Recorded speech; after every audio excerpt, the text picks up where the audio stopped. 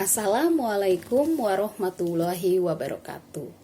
Berikut ini saya akan melakukan refleksi diri tentang pemikiran Ki Hajar Dewantara mengenai pendidikan. Intisari pemikiran Ki Hajar Dewantara tentang pendidikan itu terletak pada perubahan. Perubahan di sini adalah perubahan pada budi pekerti. Apa sih budi pekerti itu? Budi pekerti berasal dari dua kata, yaitu budi dan pekerti. Budi dapat kita artikan sebagai cipta atau pemikiran. Rasa, perasaan, dan karsa itu sebuah tekad atau kemauan. Sedangkan pekerti dapat kita artikan sebagai sebuah tenaga atau raga.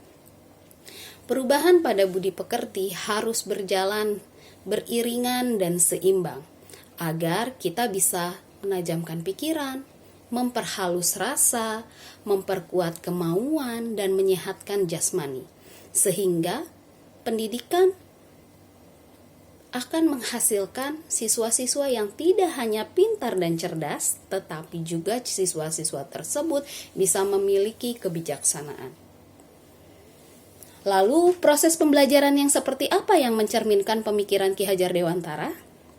Proses pembelajarannya yang pastinya adalah proses pembelajaran yang berorientasi kepada siswa. Guru dalam proses pembelajaran hanya bertugas sebagai fasilitator, bukan guru yang memberi. Biarkan para siswa itu mencari, menemukan apa yang harus mereka pelajari. Guru hanya menuntun, memberi petunjuk, menjadi fasilitator yang baik. Seorang guru atau pendidik juga harus bisa memperlakukan siswanya itu sesuai kodratnya. Guru juga harus memandang bahwa setiap siswa itu berbeda dan unik. Bisa kita analogikan bahwa seorang guru itu sebagai seorang petani dan siswa itu sebagai bibit. Untuk menghasilkan cabai, tomat, jagung yang berkualitas, bibit-bibit tersebut harus kita perlakukan dengan baik. Harus disiapkan media tanamnya yang baik.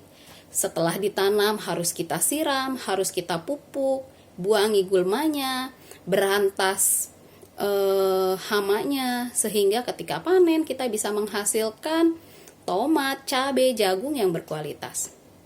Lalu apa yang harus kita lakukan agar proses pembelajaran itu mencerminkan pemikiran Ki Hajar Dewantara? Apa yang dipikirkan Ki Hajar Dewantara itu dapat terwujud.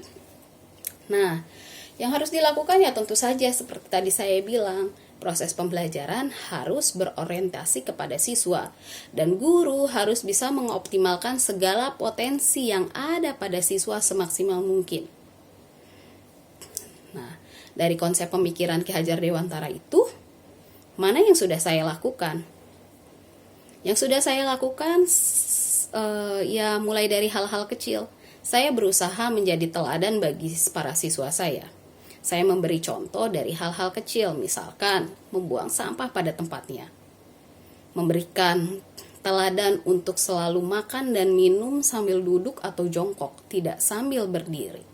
Selain itu, saya juga berusaha selalu menciptakan proses pembelajaran yang tidak hanya berorientasi pada siswa, tapi juga proses pembelajaran itu harus bermakna, sehingga anak-anak faham kenapa mereka harus belajar seperti itu. Demikian refleksi dari saya. Terima kasih. Assalamualaikum warahmatullahi wabarakatuh.